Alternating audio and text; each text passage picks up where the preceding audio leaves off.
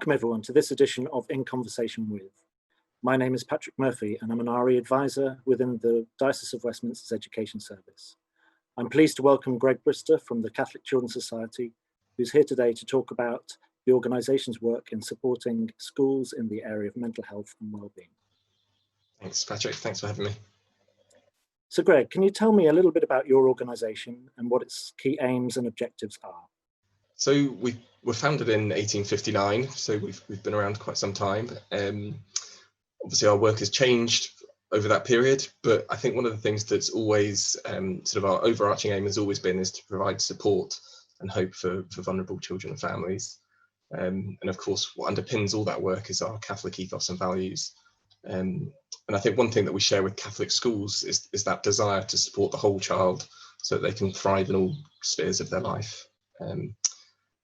One area, unfortunately, where children are facing increasing challenges is mental health. So over the last 30 years or so, we've particularly specialised in working with schools to promote children's mental health.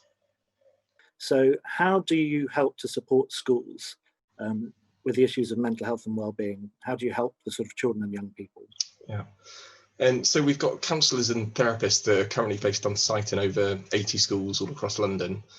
And I think, part of what schools really value about having that type of a service is with statutory child and adolescent mental health services, the thresholds for making a successful referral have just gone up and up in recent years. So it's really challenging getting those referrals through, and often they're only able to support children and young people once they've reached crisis point.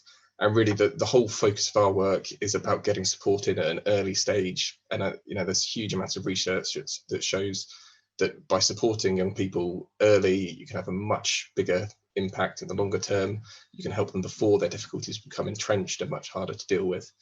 And I think really the key thing as well, it's about removing barriers to learning, because I think sadly for many young people, they're dealing with so much distress in their lives that they arrive at school, they're not in a position to engage with learning, to concentrate in class. So the essential first step really is to address their mental health difficulties in order for them to then go on and achieve and to fulfill their full potential. Thank you. So how do you go about tailoring your services to meet the needs of pupils in, say, primary schools and in secondary schools? Yes, I think one of the key things really is that you can't take too rigid approach when you're working with young people.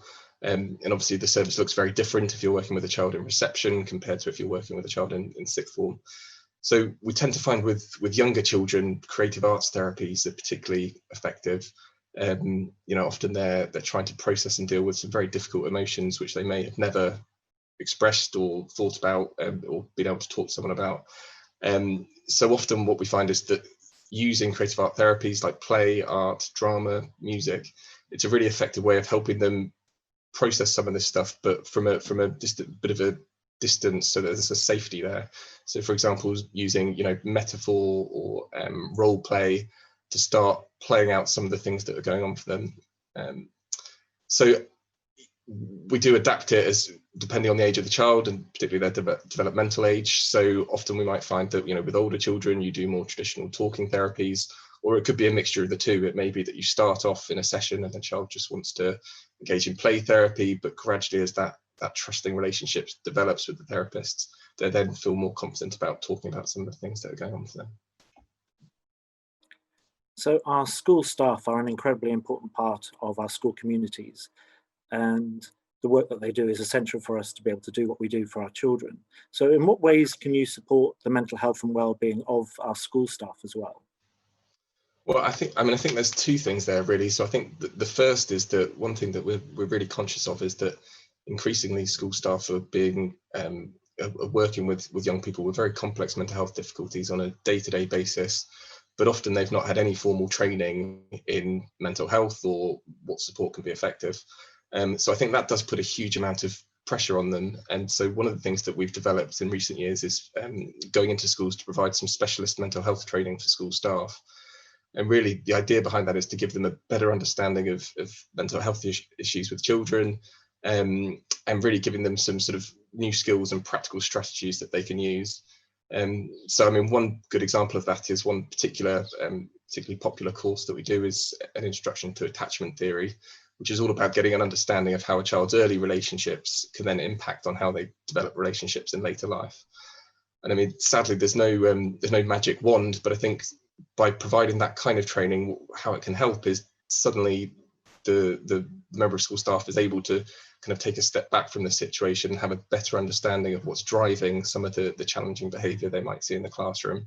And I think, a very common response is to think, to take it personally or to feel that you're failing as a teacher, but getting a better understanding of what lies behind that behaviour just sort of relieves a huge amount of pressure off staff and also gives them the confidence to know that actually they are doing the right thing.